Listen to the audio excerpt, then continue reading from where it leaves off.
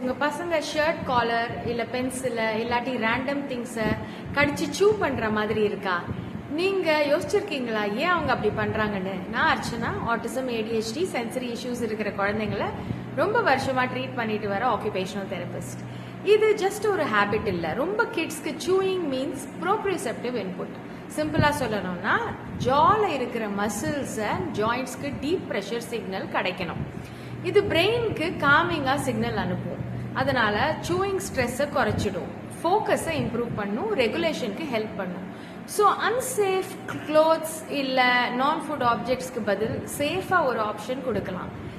இந்த மாதிரி ஒரு சூயி டியூப் இல்லை சூயி நெக்லஸ், இதை இப்படி கழுத்தில் மாட்டி விட்டீங்கன்னா குழந்தைங்க இந்த மாதிரி சூ பண்ணிட்டு இருப்பாங்க. இது ஸ்பெஷலி டிசைன் பண்ணது.